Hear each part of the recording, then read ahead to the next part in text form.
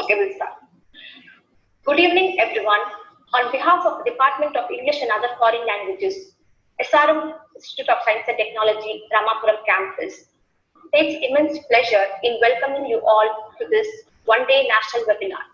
I feel excited to welcome our resource person, Dr. Vital Gaur, our head of the department, Dr. Rebma, all the participants, and my dear colleagues, to this webinar, New Education Policy 2020, Reforming Higher Education. We are truly delighted with all your presence. I want to sincerely thank our resource person for honoring our invitation in spite of your very busy tight schedule. Once again, a warm welcome to one and all present here. I wish this program to be successful and reach our goal. Now, I would like to call Dr. Rama, Professor and Head, Department of English and Other Foreign Languages, to deliver the welcome address. Over to you, ma'am. Thank you, Afreen.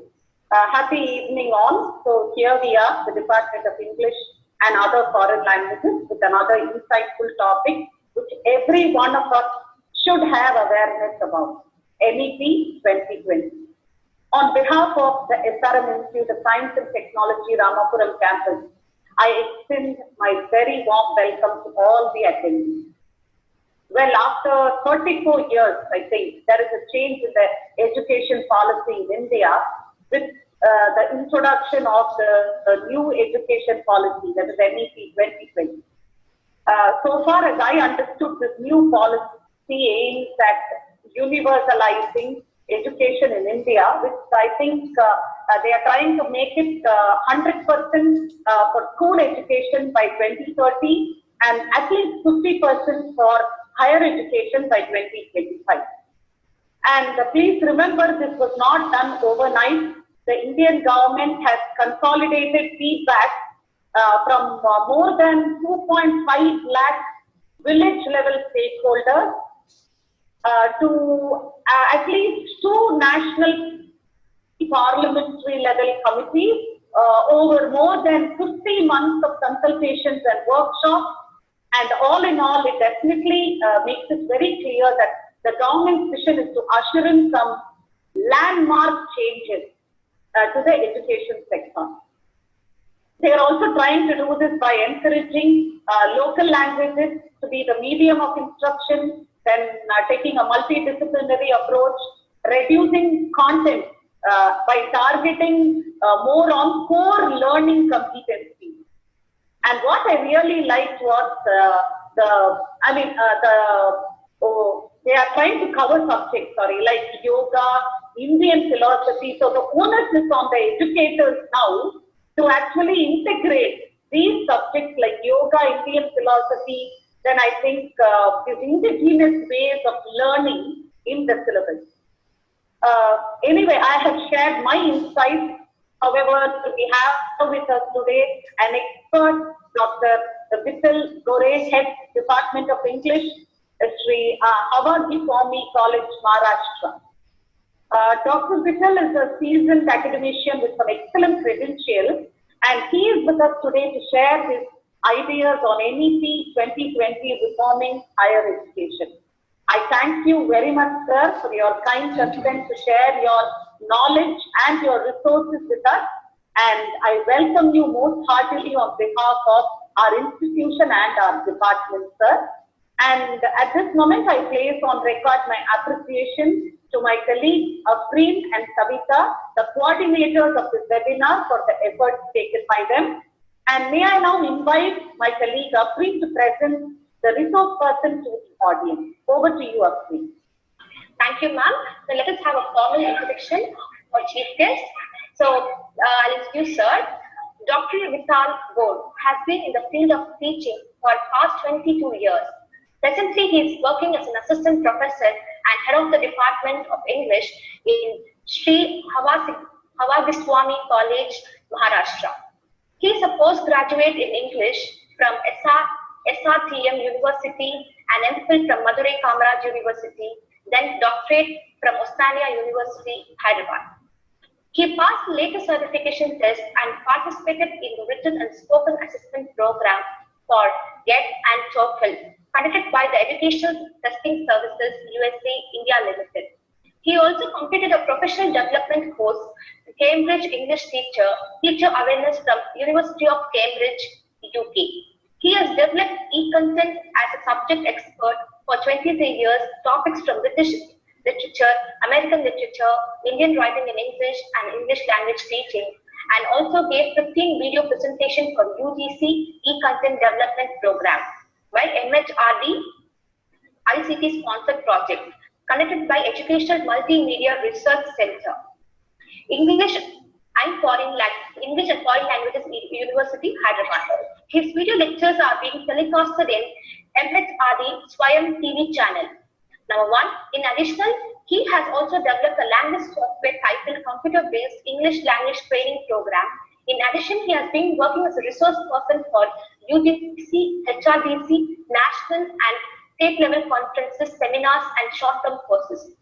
He has participated in different seminars, conferences, and workshops at university, state, national, and international levels.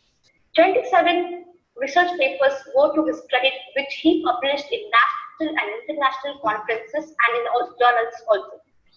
In addition, an in-house publication also goes to his credit, which published in 2008 under the title English Language Communication Skills Lab Manual.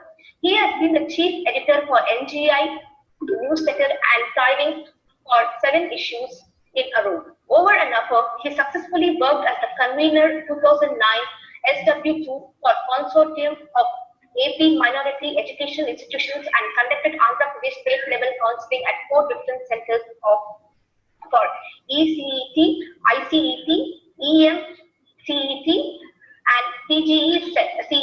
He was also appointed as a convener ED sector in 2010 for SW2 for Federation of AP Minority Education Institute. Sir, welcome. I welcome you in behalf of SRM and the Department of English for our webinar. Over to you, sir. Thank you very much for the elaborate introduction. Respected convener ma'am, Dr. Rema, Head Department of English and Foreign Languages, SRM University, Chennai. Coordinators, Ms. Afreen Khan, who was constantly in touch with me right from day 1, and Dr. Savita ma'am.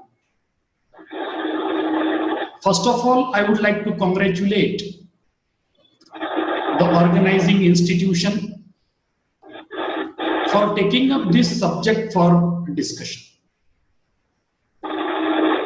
Friends, the National Education Policy 2020, which was approved by the Government of India on 29th of July 2020, that actually outlines the vision of India's new education system. The policy, of course, replaces the previous national policy on education, which was introduced to the country in 1986. The present education policy, that is Education Policy 2020, actually aims to transform India's education system. It aims at the universalization of education, right from pre-primary education to the higher education. It also aims to provide the infrastructural support and innovative education centers to bring back the dropouts into the mainstream, besides tracking of the students and their learning levels. It is going to facilitate multiple pathways to learning that involves both formal and non-formal education modes, and also bring together all the counselors, resource persons, and highly competent faculties and trainers together in order to build up our country for the challenges of the future. If you talk in nutshell about the key takeaways from the National Education Policy 2020, right in the beginning, in my introduction itself, I would like to highlight a few points. Like, this National Education Policy is a shift from rote learning to practical learning. It focuses on the skill-based learning. It gives you a lot of flexibility in terms of opting your subjects. It highlights more on technology-based learning. It also focuses on the teachers' training and the creation of facilities. And beyond that, the students will be encouraged for internship and work experience.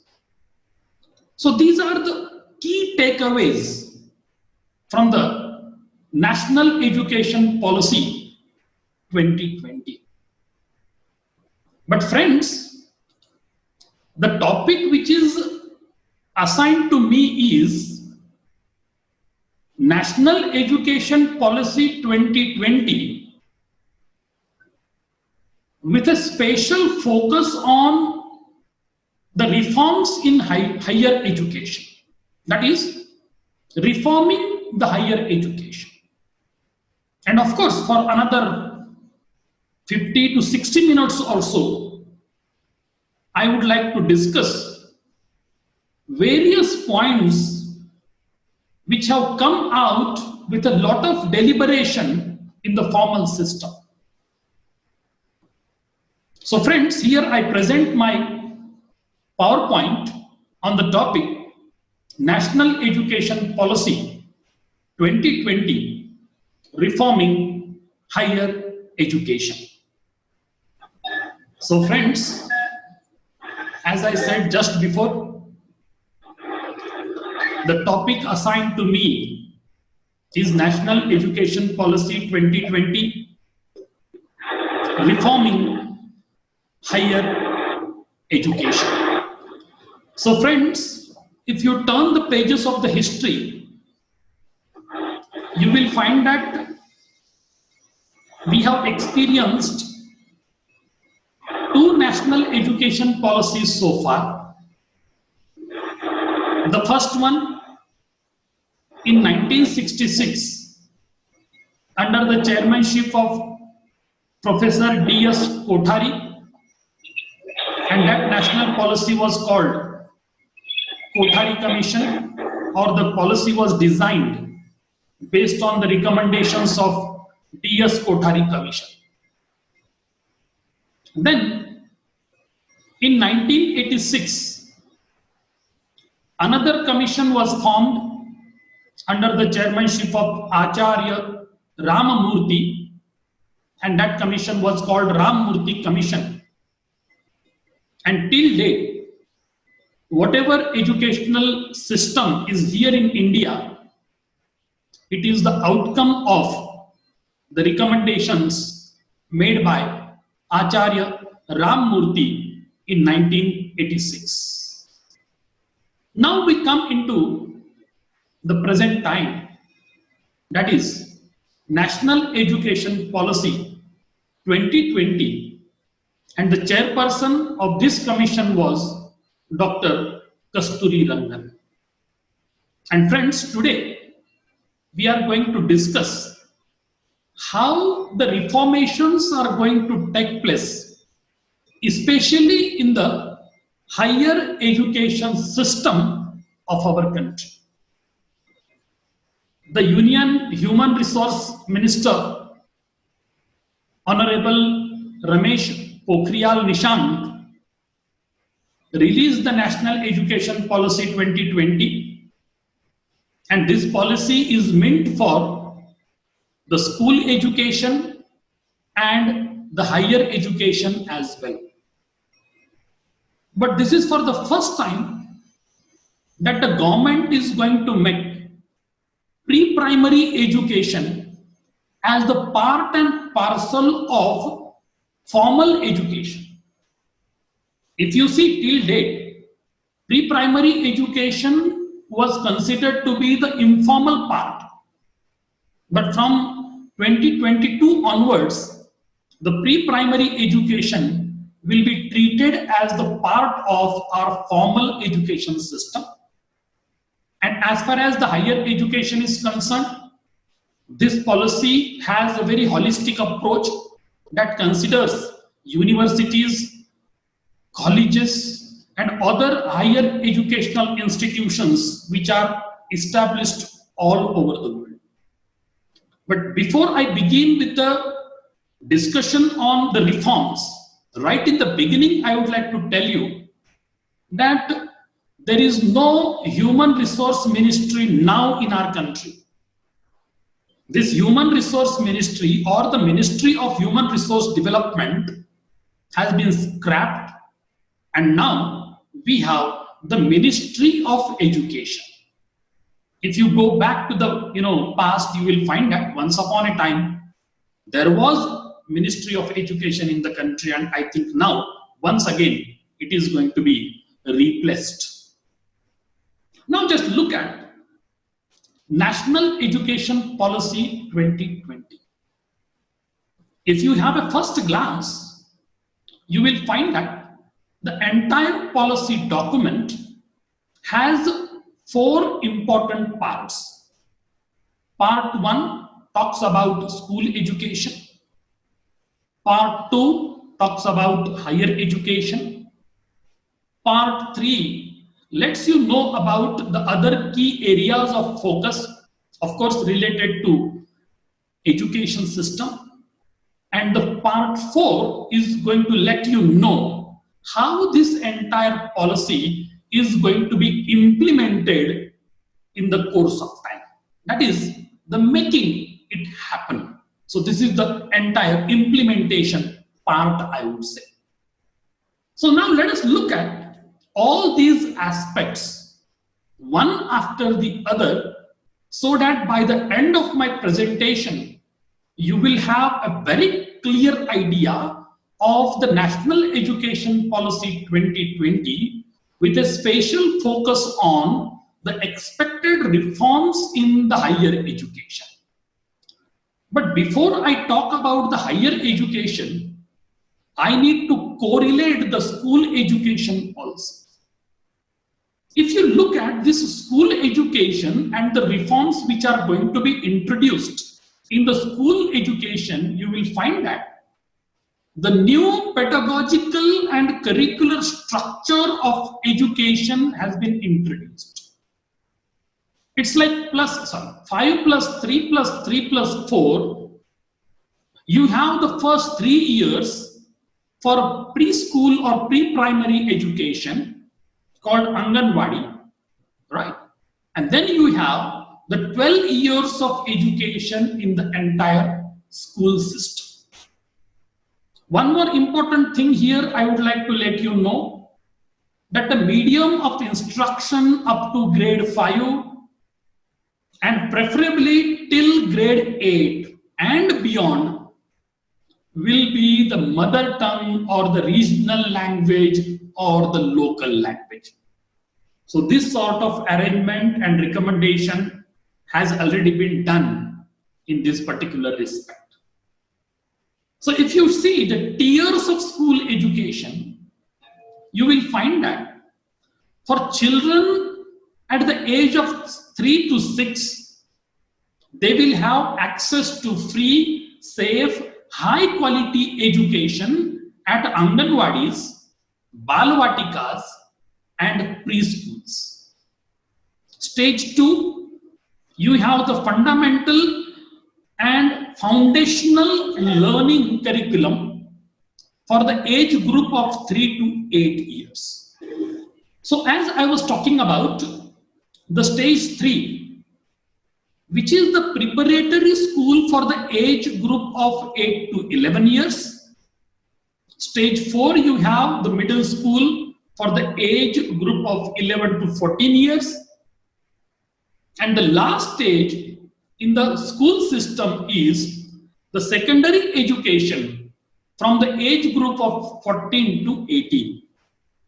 But during these 4 years or so, the focus will change, the system will change radically.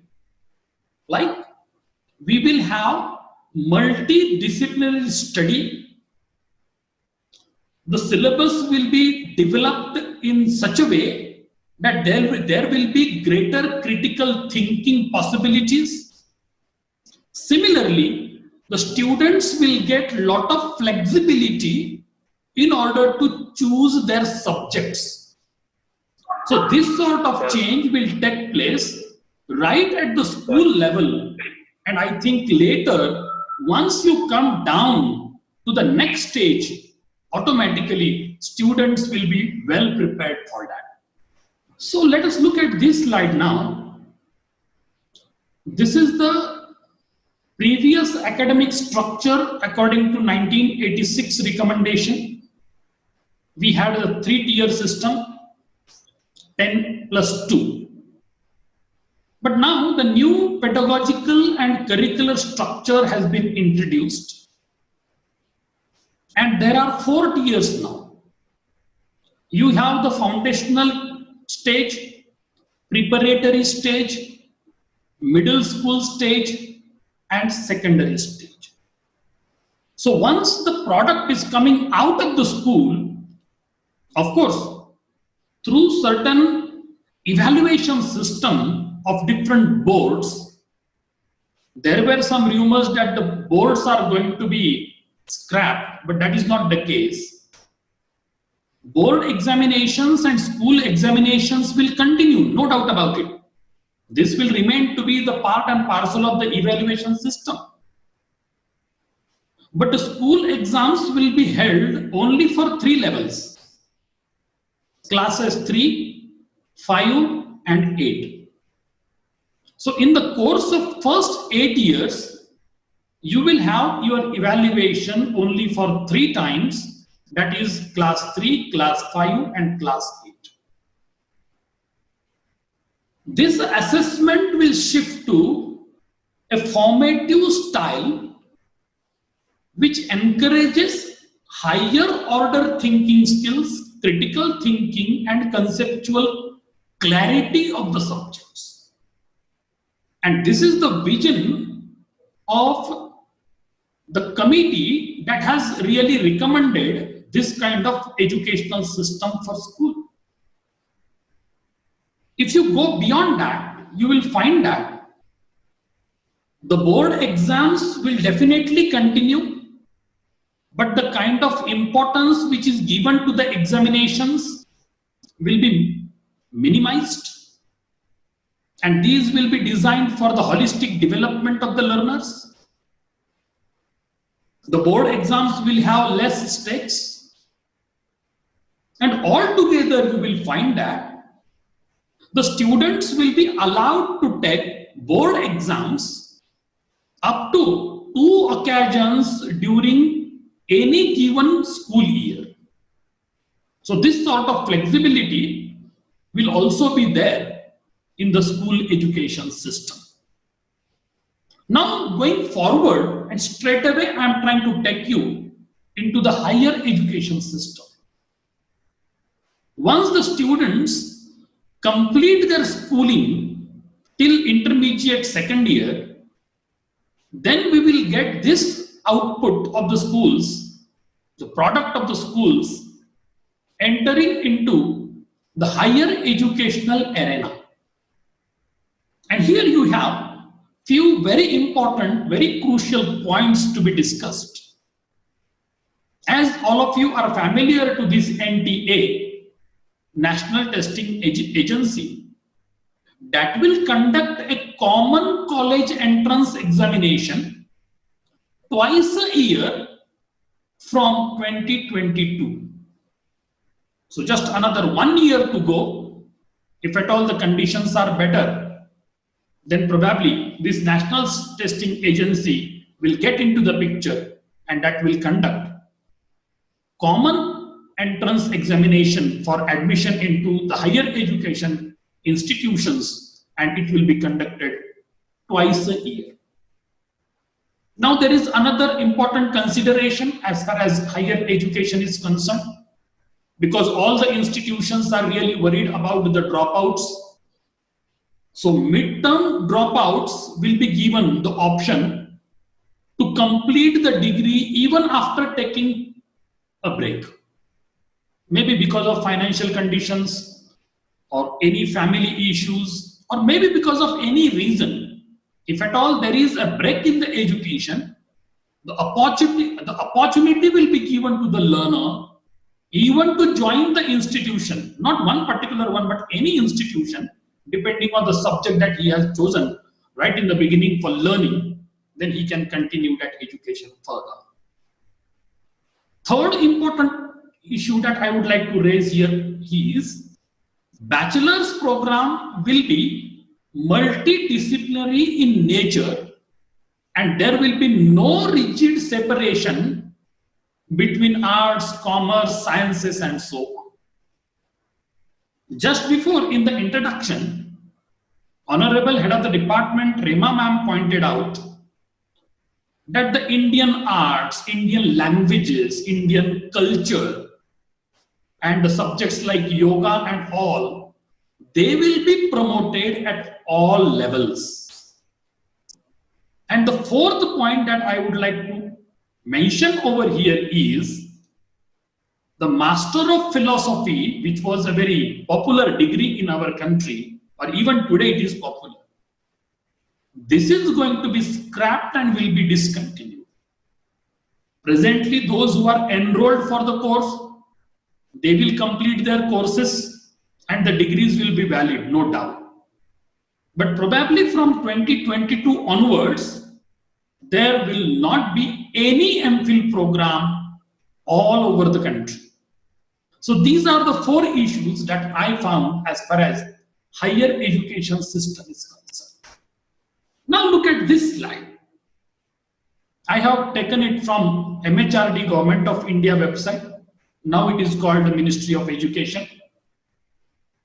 If you look at this, you will realize that the Commission has suggested a considerable change in the structure of higher education. And I think they have really shown their concern for the dropouts. The undergraduation will be either of 3 years or 4 years. And beyond that, if you think, the students will get multiple entry and multiple exit options. If at all, after completing school education, a student is admitted to any undergraduation course and he could continue his education only for 1 year, so his education will not be a waste. He will get a certificate. It means he has completed a certificate course in the particular area. If at all he completes only 2 years of education and leaves the educational institution for some reason, he will be awarded advanced diploma. If at all he could complete 3 years, as usual we are offering non-professional course degrees for 3 years like BA, BCom, BSc, Agri and all. So students will get regular bachelor's degree course. And the students, those who complete 4 years of education, at higher education, especially called undergraduate course. So they will get bachelor's degree with research. So this is something new which has been introduced over here. And earlier, all the non-professional degree courses or undergraduate courses were for 3 years only. But now they will be offered with a bachelor's degree with research, if at all they really complete 4 years of their education. Now let us go further. As this is the topic of my presentation today, that the reforms in higher education. This is the most crucial or important aspect of the entire educational system. Moving towards the faculty and institutional autonomy is taken up by the Commission very seriously.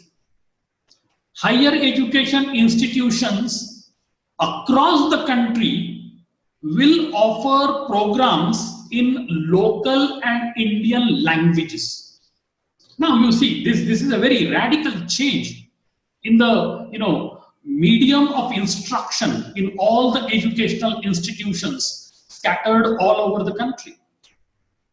Third, the Commission has recommended that we need to move towards a system consisting of multidisciplinary colleges and universities.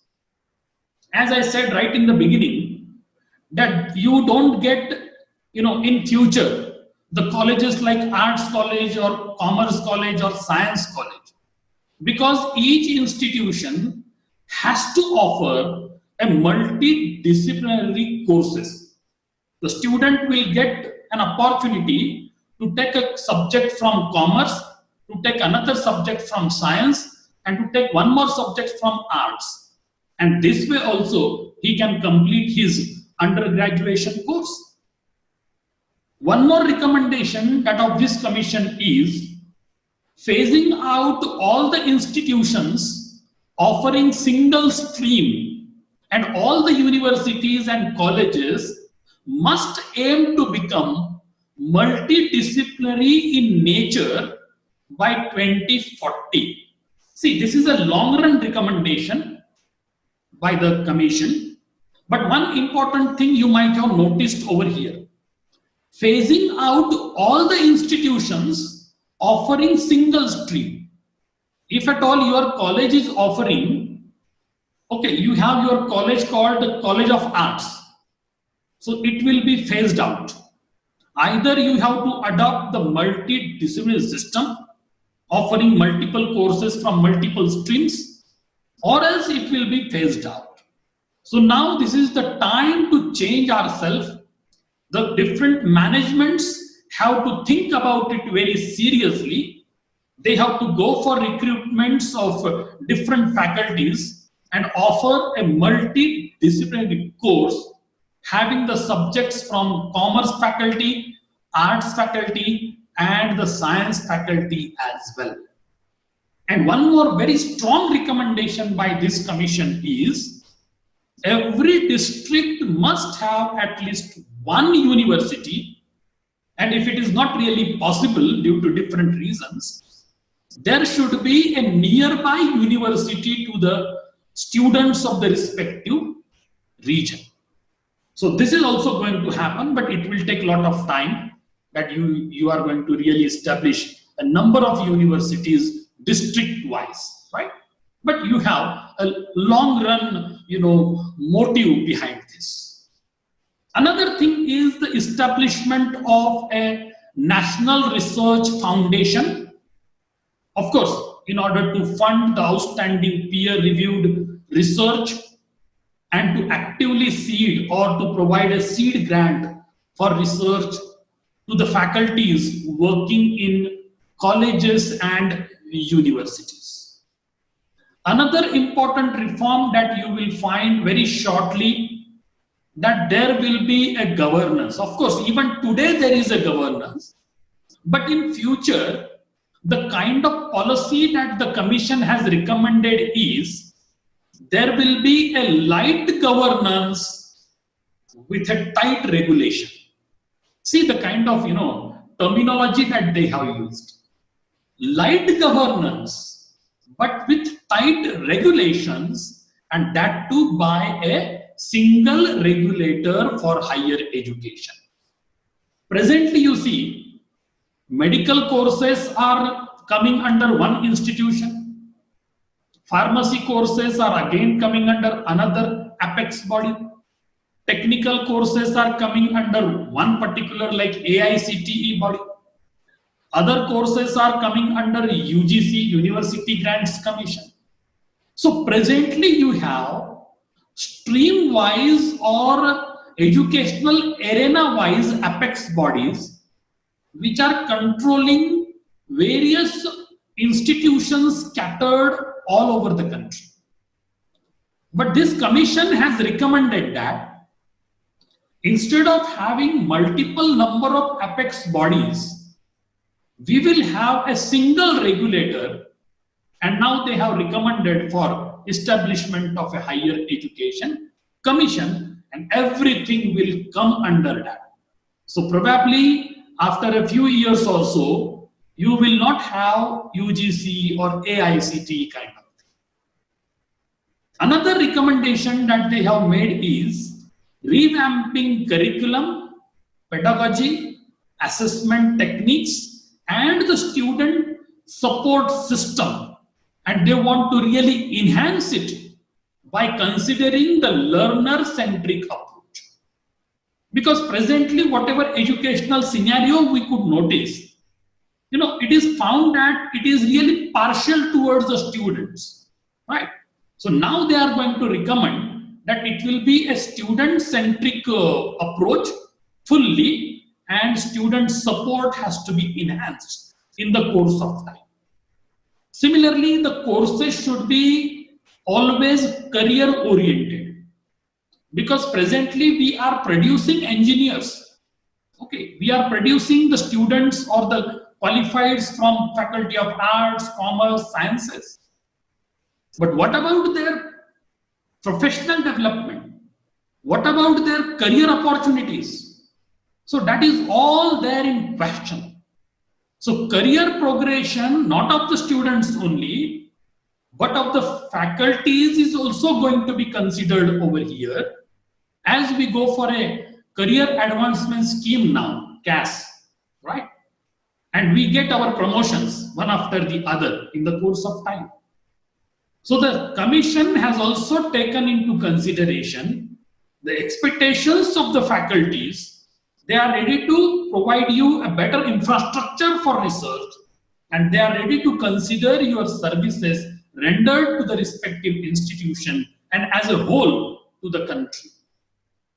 In addition, they are going to reaffirm the integrity of faculty and institutional leadership positions through merit appointments.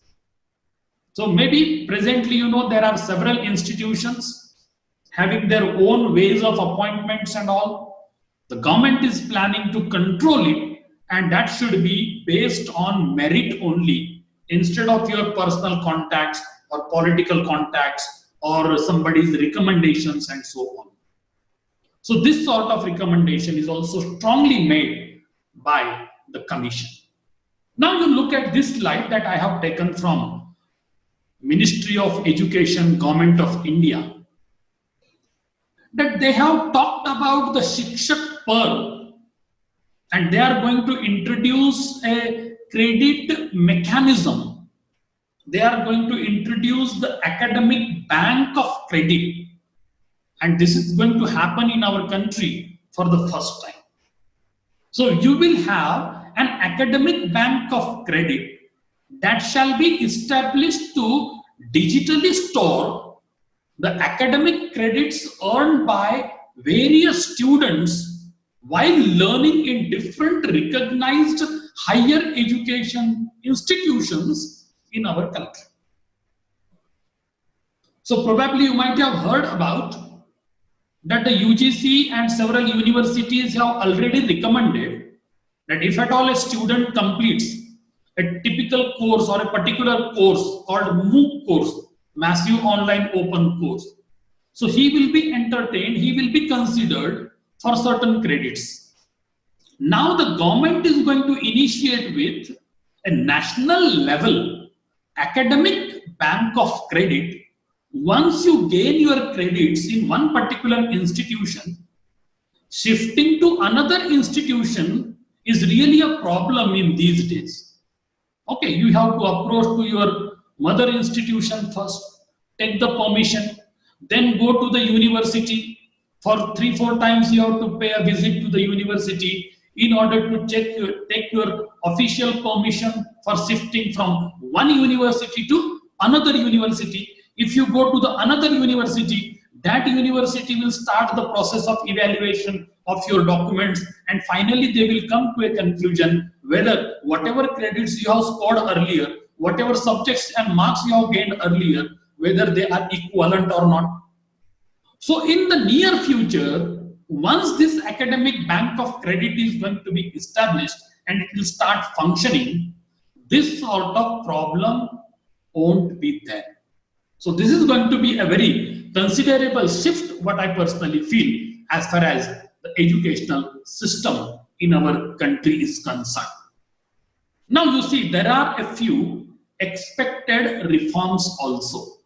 As we have been talking about the reforms in higher education, already I pointed out also that by 2040, all the higher education institutions, the institutions of premier importance, right, like IITs, IIMs, or the Indian Institute of Sciences, Bangalore, whatever institutions are there which are established in our country and having their own identity in the market, they will become multidisciplinary. You take an example. Suppose you talk about IIT Kharagpur or IIT Mumbai, IIT Chennai. Presently, they are totally focused to provide the better education facilities in the field of engineering and technology. But now, by 2040, from next year onwards, they have to change their entire system and start introducing the courses like from the Faculty of Arts, the Faculty of Commerce, even from the basic sciences. Likewise, these institutions will have a new shape in the days to come. Another expected reform in the higher education system is the greater inclusion of arts and humanities as the subject, okay, even for the science students and vice versa. Suppose I am the student of science, I want to take up a subject from arts. Presently, I cannot take. But in the new system, as I told earlier as well, you can choose, you will have full flexibility and liberty to choose your subjects. You can take chemistry, you can take statistics, you can take accountants. With these 3 subjects, you can do your undergraduate course. Or suppose I want to do English optional as a subject, as a language, right? I take English optional, then I go for mathematics from sciences. And then even I can go for accountancy or business, corporate law kind of subject from the commerce section, and I can do my undergraduation. This sort of flexibility and kind of liberty will be given to the learners in the days to come. The most important reform that I found in the entire list of recommendations by the Commission is the selected universities. Of course, I am talking about the internationally acknowledged universities from among the top 100 universities in the world will be given easy entry into our country to start their educational facility in our country and operate in India with their own brand name. Presently, no foreign university can come here. Yale University from England has been asking for last many years. Oxford, Cambridge, Leeds, many universities or University of Sydney, they have been requesting government to allow them an entry into our educational arena and allow them to establish their own campuses here. But till date, it was not possible. But now, this National Education Policy 2020 has allowed or is going to give permission, or the government will give permission only to the universities which are top 100 in their rankings. So maybe in another couple of years or so, you will find a campus of Oxford University in our country, or Yale University in our country, or the University of Sydney will have a campus in our country, and they will have their own campus in our country. So this sort of change is going to happen very shortly. And one more thing, very crucial for so many private and deemed universities in our country. There are so many universities, those who have been given deemed university status by UGC or by AICTE or whatever authorities are there, or the apex bodies are there. Now, according to this new commission, that is National Education Policy 2020, the deemed university status will come to an end, right? And another point that I would like to discuss over here about the expected reforms in higher education is the system of affiliated colleges will be phased out in 15 years. Now you see, I am also working in an affiliated institution, affiliated to a university for the last 48 years or so. But now in another 15 years, government has planned, or the commission has recommended, that all the affiliated colleges will be phased out. The colleges will be given greater autonomy, and the colleges will be given power to grant degrees. Now you see what will happen. The premier institutes in every region, every district, automatically they will come to the shape of a university.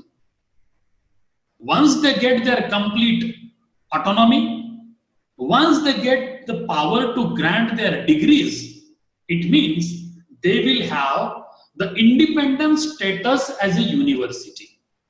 So it will be done in another 15 years only.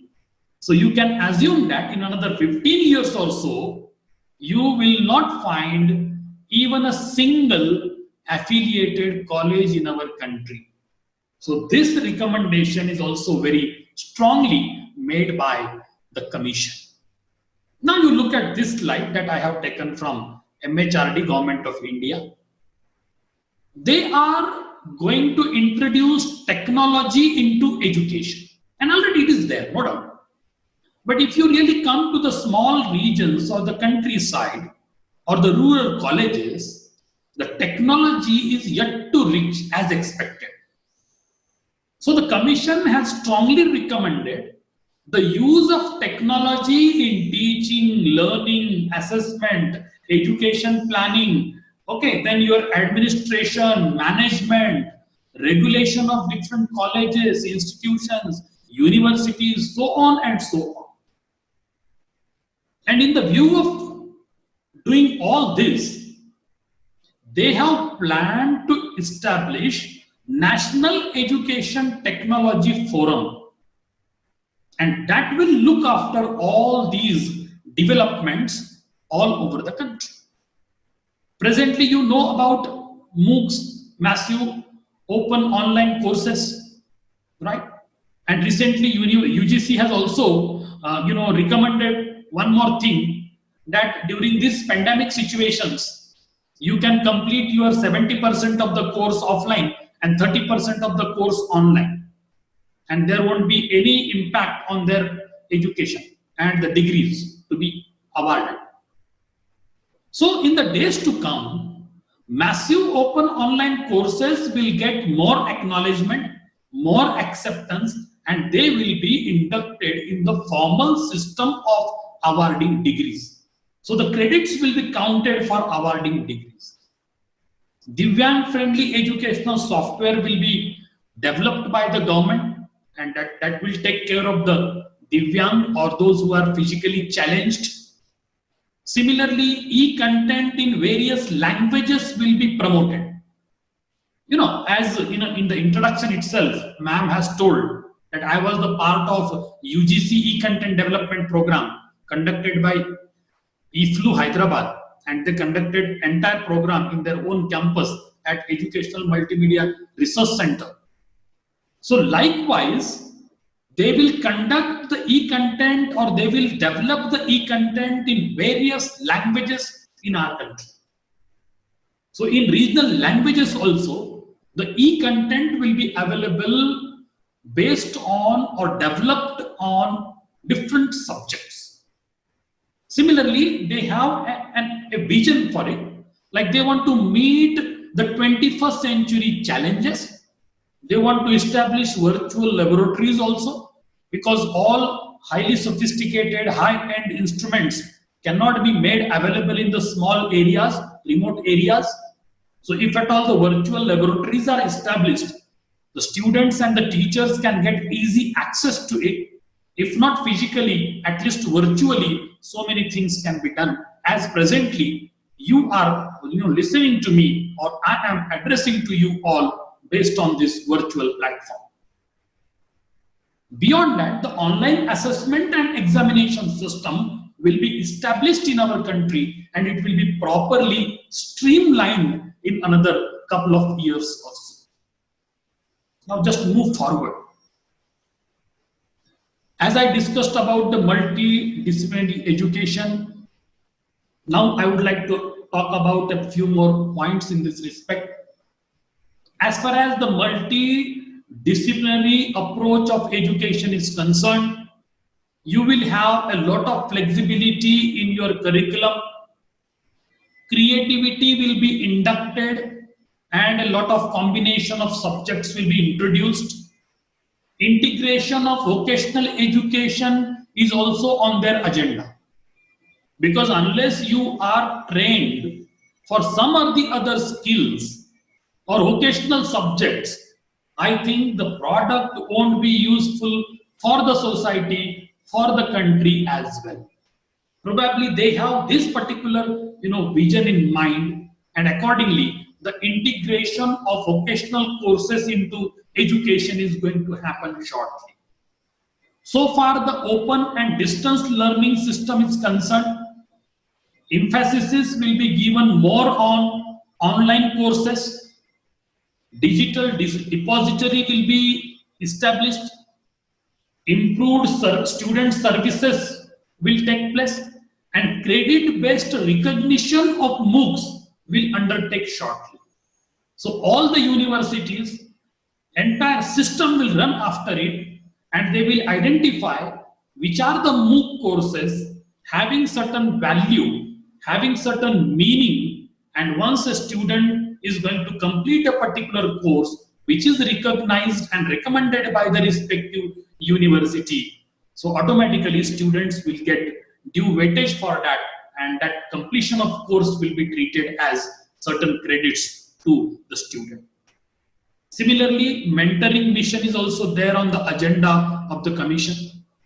They talked about a large pool of outstanding senior and retired faculty. Already I hope you know that our country is struggling a lot with the competent and eligible faculties. On a piece of paper called degree, so many are eligible. But when it comes to the question of their competence, this is always put into, double inverted commas and being questioned. So probably this is there in the mind of the commission, and they have recommended to establish a large pool of outstanding senior and retired faculties, and their services can be taken up for the higher education in particular. Okay, so they are also including the teachers, those who are capable in teaching all these science, technology, arts and commerce related subjects in various Indian languages. Mind it well. This kind of shift is really considerable in this respect, because tomorrow teaching engineering in Tamil or teaching engineering in Marathi will be a big challenge. So they are going to take the help of the outstanding senior and retired faculties, if at all they are willing to get into this kind of educational scenario. Similarly, they are planning for a mentoring to colleges and university teachers. Already, this HRDC or academic staff colleges that you call, the previous name of HRDCs, they are providing training courses to the teachers of higher education. Beyond that, now the commission has recommended that a lot of mentoring of the teachers is required, and teachers are also expected to come up to the level that they should really come out of only from teaching their subject. They should really be a real guru in the real sense for the community. So this sort of thing is also expected from the teacher or the teachers in the days to come. Now you see about the another sea change that is going to take place. In my talk earlier, I just put a reference to the regulation, right? So the government is going to have, or the commission has recommended, the Higher Education Council of India that will have its own 4 funding verticals. And these 4 funding verticals will carry out the functions of the Higher Education Council of India, that you call HECI. This will be the apex body in the higher education system. Presently, you have multiple bodies. You have PCI, you have AICTE, you have UGC. I think all these will be combined together, or else they will be scrapped, and there will be only one council called Higher Education Council of India, and that will be the apex body that will work under 4 funding verticals. One section will look after about regulation, another about funding, third about accreditation by NAC or NBA or ISO or any other standard institution, and fourth, they will also try to set the standards for learning outcomes. And based on their recommendations only, all the universities, presently the affiliated colleges and presently the deemed universities, all will be converted into universities, and they will follow the directions as made by the Higher Education Council of India. So friends, after discussing all the recommendations of the National Education Policy 2020, my own study has revealed a few pros and a few cons. And unless I address these 2 points, like what are the pros of the National Education Policy 2020 and what are the cons of the National Education Policy 2020, you will never have a balanced understanding of this policy. The first and the foremost point that I would like to discuss in this respect is, which is of course a pros, no doubt, that the establishment of Higher Education Commission of India, just before I discussed about it, called HECI, it will be a single regulator, and that will replace UGC and AICTE. This is really a very good suggestion or the recommendation made by National Education Policy. Number 2, National Education Policy has proposed the setting up of a National Research Foundation with the mandate, right? Because if you really see on the international front, the contribution by India in the research is really negligible.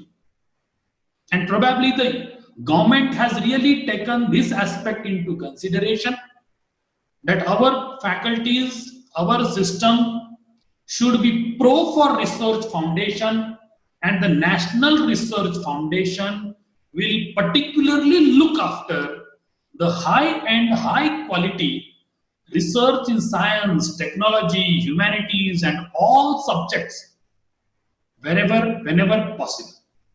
So this is also a very good move as recommended by NEP 2020.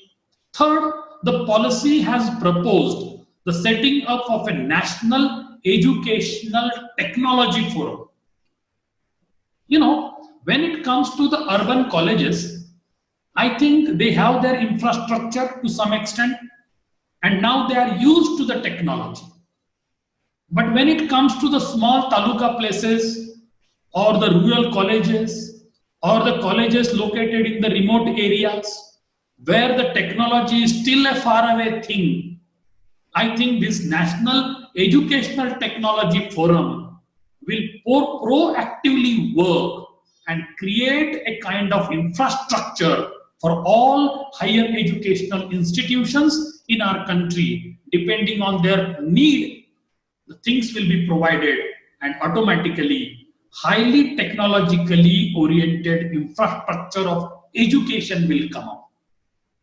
The fourth pros that I found is a platform for the free exchange of ideas on the use of technology to enhance learning, assessment, planning, administration, so on and so on, for both school and higher education. Presently, what is happening? Higher education thinks that we have nothing to do with intermediate. Intermediate people think that they have nothing to do with school. And secondary school thinks that they have nothing to do with primary. And the primary teachers and students feel that they have nothing to do with pre-primary.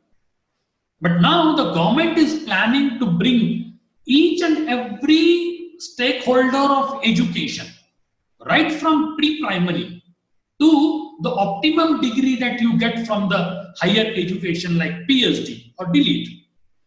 You will be considered as a part of a single chain. And so they are planning to create a platform for a better exchange of ideas, of course, about the use of technology, about enhancing learning or teaching system or assessment system, and all aspects of educational institutions. Fifth pros is, for colleges, dropout is a big problem. So now we need not worry about it. Because once a student completes 1 year, he will get certificate. If he completes 2 years of education, he will get advanced diploma. If he completes 3 years, he will get regular 3 years degree. And if he completes 4 years of education at undergraduate level, he will get a degree with research. So the problem of dropout will automatically come to an end. Because students are getting certification at every stage, because they are getting multiple exit points. And the last pro that I found is promoting skills, extracurricular activities, and knowledge. Because, presently what is happening, everybody is running after scoring marks. And your scorecard is more important than your skills and your ability, genuine ability. But now this commission has recommended that we should promote skills, we should promote extracurricular activities, and we should also promote new knowledge time and again as needed for the entire country. So these are some of the pros that I discussed from this platform. Now you look at some of the cons also, the negatives also. When I have gone through the entire document of NEP 2020 for preparing this presentation today, I realized that the 3-language formula that will continue in our country, okay, but the government is not going to impose any language on any state. Maybe they have their own political agenda in their mind. Like if at all Hindi is being imposed, there may be some resistance from Tamil Nadu or Kerala or Andhra Pradesh or Karnataka, especially the Dravidian states. Probably that is there in their mind, that's why they have not made anything mandatory. What they have suggested? They have suggested that among the 3 languages, whatever you teach, especially at school level also, at least 2 languages out of 3 should be Indian.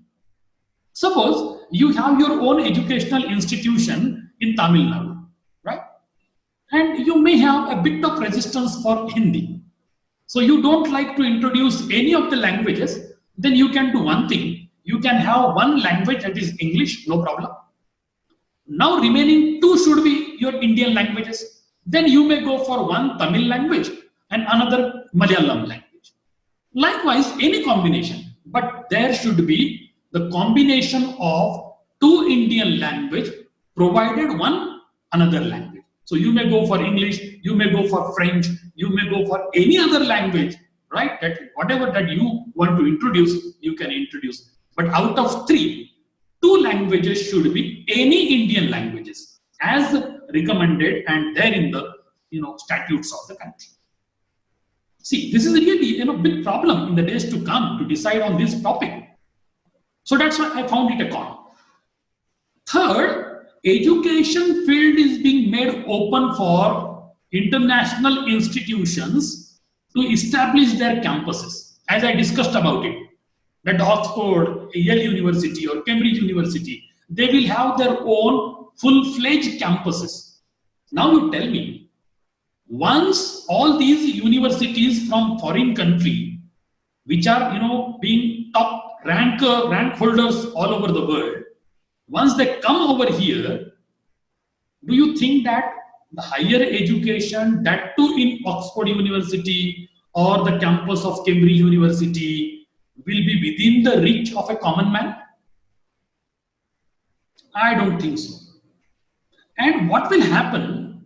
Our institutions or our universities will not be competent enough to compete with Cambridge and Oxford or Yale or Sydney University. Automatically they will be lagging and all the cream will get into such private universities, and again it will create a kind of imbalance of quality, imbalance of employment, imbalance of earning, imbalance of fee structure, and so on and so on. So till date, no foreign university is allowed here. Only you can have a collaboration. Yale University can have collaboration with SRM Chennai, and together they can work and introduce a course and give a certification. But now, maybe from next year onwards, you will have a standalone foreign university and they will interfere with your educational system. Mind well. Interfere of the international players in the educational system, I think maybe, I'm not sure like what will happen in the days to come. But once it is said, like if at all you want to destroy a country, simply destroy their educational system, automatically the country will collapse. So if at all you have this kind of thing in mind, don't you see that there will be a possible threat also? Because already we have seen the ways the multinational corporations are working, simply getting rid of all small businesses in our country. So once these players, private players will come into picture, especially the private players at international level, the very big tycoons of education come into picture, they will look at our country not for really providing education, but they will look at our country as a business firm, as a very good market, a prolific market. And if at all it happens, that will be definitely going to the debit of the country. So anyway, this topic is open for discussion, right? Then you have point number 4 here, the cost of education will go higher. Presently also, taking an admission in a very reputed institution is really a big problem. A man who belongs to the middle class society, having the average earning, cannot afford to send the ward into a private institution. So once these private players, especially internationally acknowledged private players, will come into picture, the higher education cost will go again higher and higher, and it will be beyond the reach of a common man. And the fifth point that I would like to discuss is technical education in local languages. Don't you think it is going to hamper the global reach of our students? Because my statistic says there are a number of people from Punjab going to UK, America, Canada, European countries. There are a number of people from Kerala and Tamil Nadu, Andhra Pradesh, looking forward in their career to go abroad. They are going over there, settling down over there, making a big business, coming back to India sometimes. But whatever global reach our students have today, once you start providing them technical education, engineering in Tamil, engineering through your local regional language, do you think that it is really a good idea? Another thing, from schooling itself, the local or regional languages are going to be strongly recommended. See, for the last 70 years, we have been into this mixed system. You have the regional language system, you have the semi-medium, like, partially English, partially local language. You have English medium, purely English medium schools, likewise. Okay, you have local schools, you have CBSE schools, you have ICSE schools, you have private schools, right?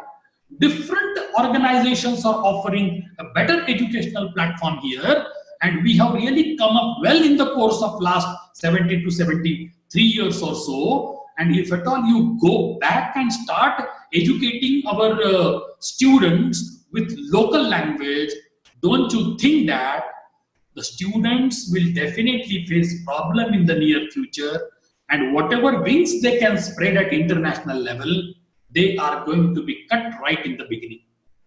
So I personally feel that this is a con as far as National Education Policy 2020 is concerned. Now you see the kind of criticism, okay, which is done in the educational arena by so many experts scattered in our country. But I will just take a few into consideration, and this is going to be my last slide of discussion. So you have National Education Policy 2020. It provides a broad direction, but unfortunately there is nothing which is made mandatory. So it is working like an advice. So if at all you make an advice, is it really mandatory for the states to follow it?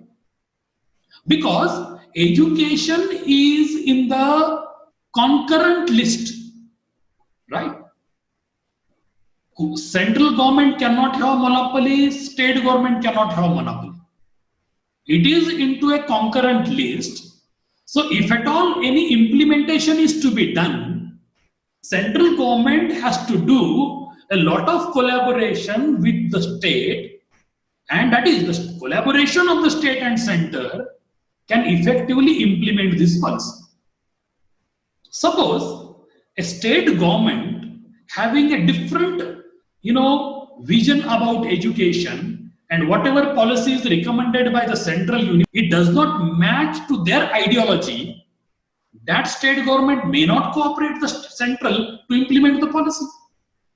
So it will definitely lead to a kind of conflict between the central government and the state government.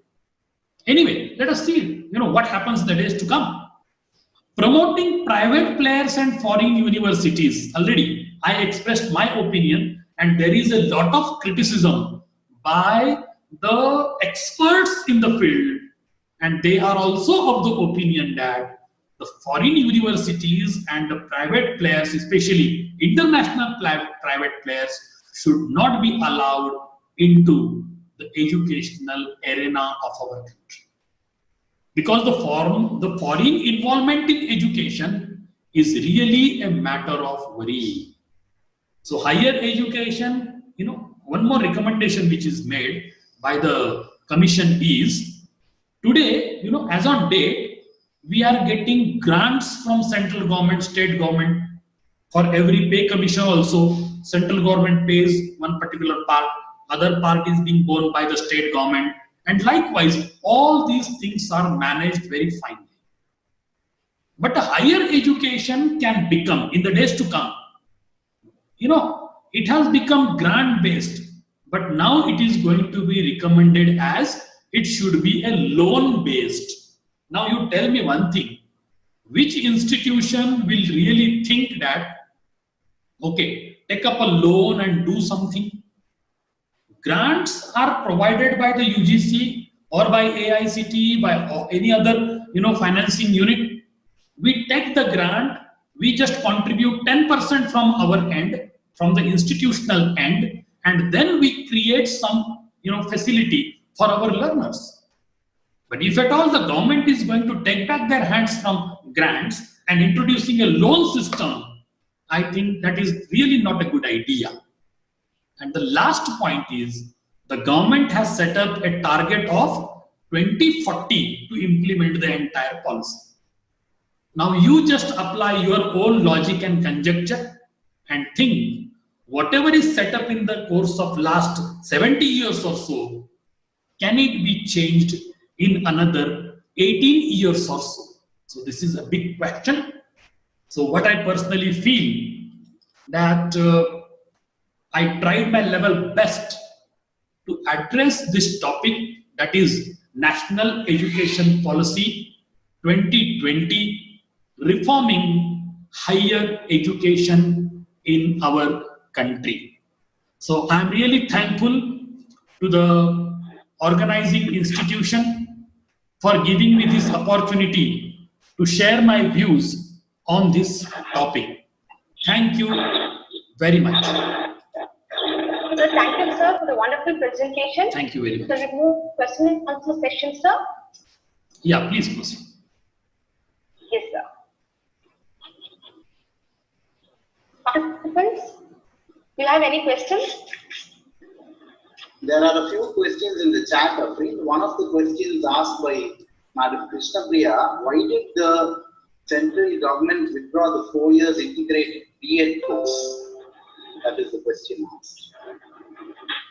Yeah, actually, before a few years, this kind of experiment was made by Delhi University.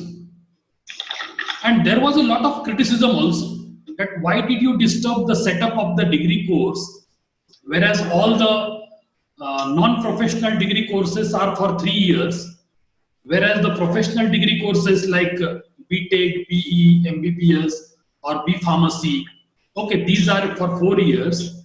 So since the Delhi University did it, there was a lot of criticism. I too really don't understand that why they have come up with this idea, right? Because in the entire policy document, they did not give any justification for this. And one more thing I would like to tell in this regard, that if at all somebody completes a 4-year degree course, you need not go for 2 years of PG course.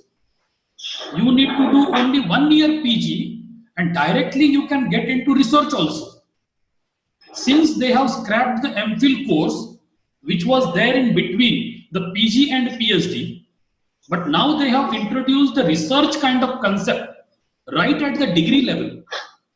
I too found it very illogical.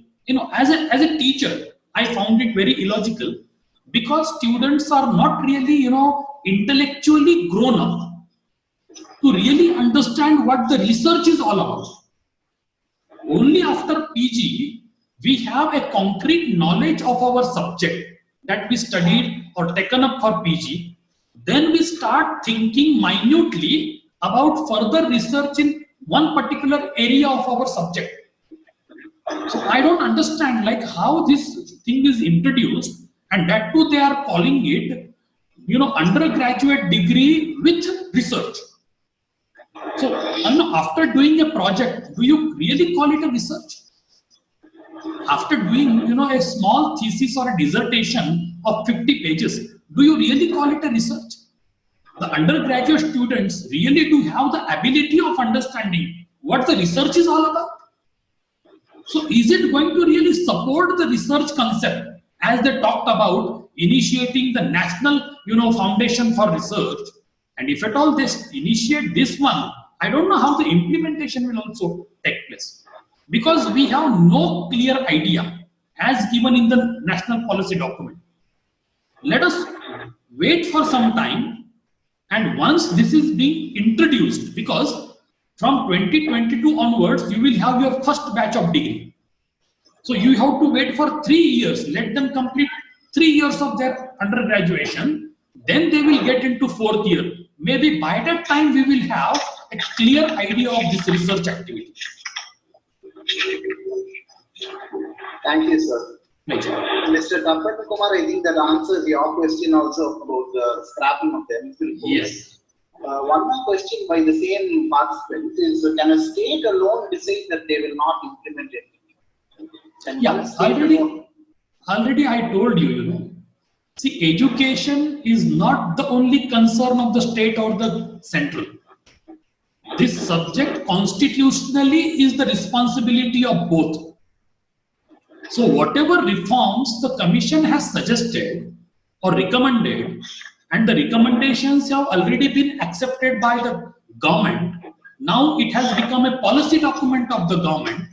The implementation will start from next academic year onwards, that is 2022 to 23 onwards. So, neither the state alone nor the central alone can take any decision in this regard. They have to come with a collaboration of the both, then only the reforms will take place.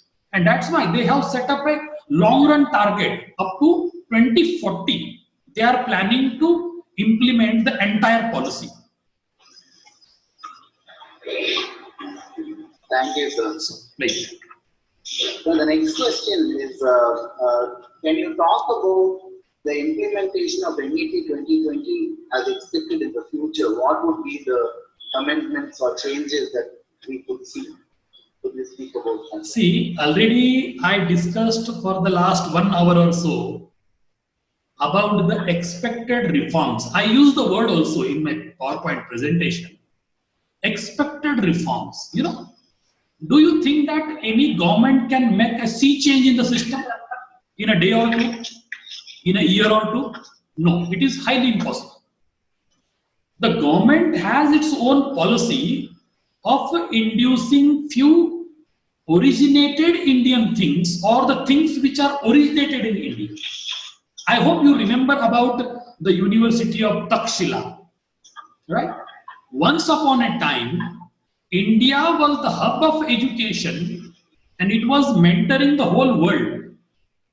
So probably government has the same idea in mind, and they want to make our country as an international hub of education.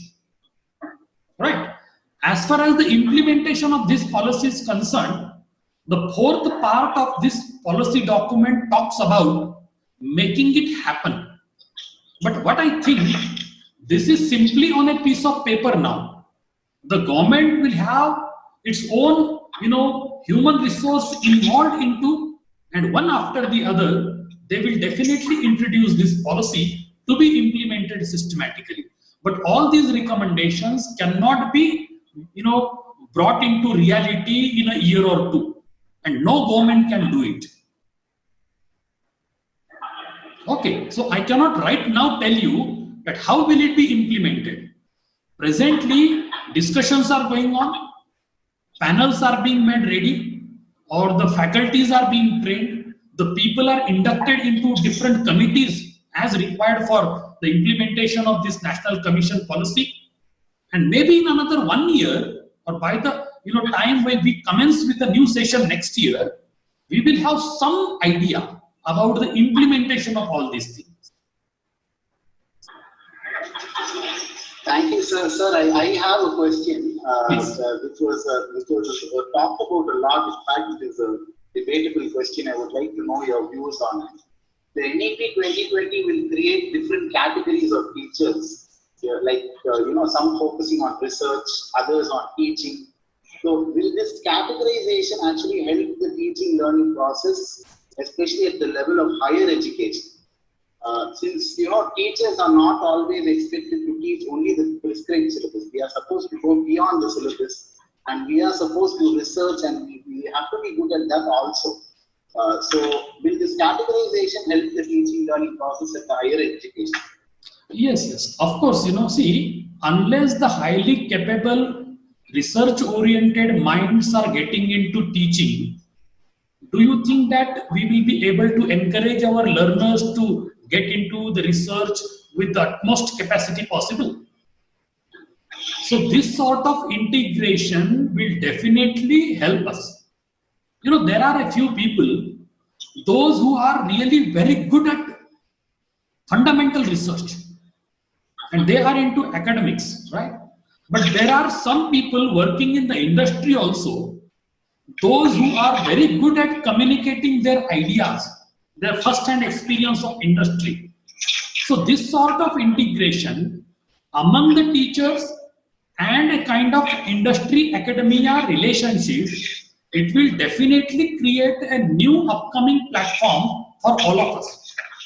Now, I will just give one simple example in this respect. I hope you know about the Skill India movement or the mission started by central government. Okay?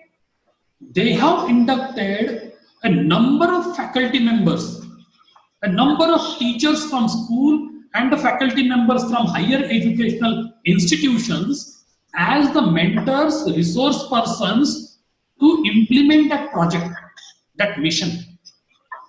And of course, on different fronts, they are successful in implementing that policy. So likewise, I am also very optimistic that once the teachers fraternity is inducted in teaching as well as research, it will upgrade our standard of research and we will have the international acclaim as well.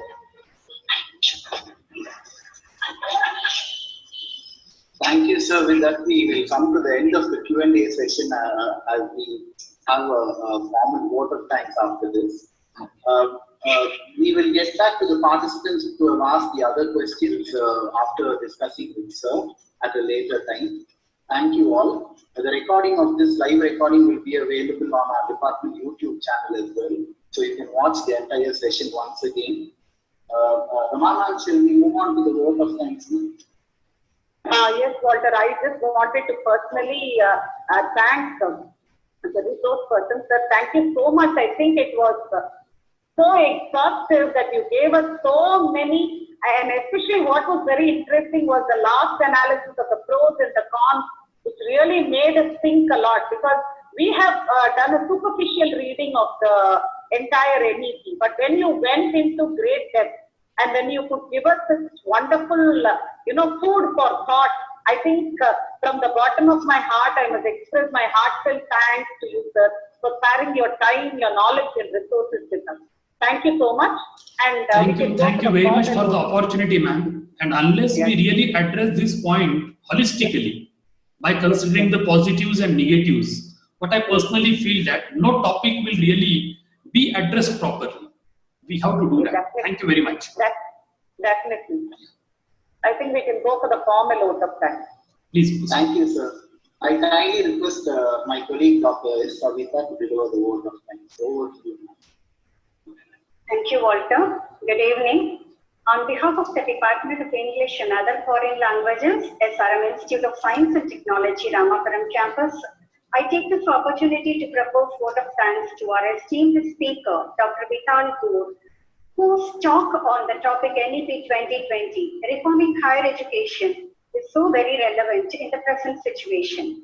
The session has helped us to look at things with a different perspective and with optimism. We are really enlightened with your knowledge and presence, sir. I extend my gratitude to our management and heads of institution for their unfailing support and guidance. My sincere thanks to our head of the department, Dr. Veerama, for lending ample support in all the ways possible for making this webinar happen. I profusely thank Ms. Afreen Khan, joint organizer of this webinar, for her unflinching support and coordination. I immensely thank my colleagues in the department for their support at every point of time. I owe special gratitude to all the participants from various institutions for taking their valuable time out and ensuring their presence here. Thank you all once again. Thank you very much.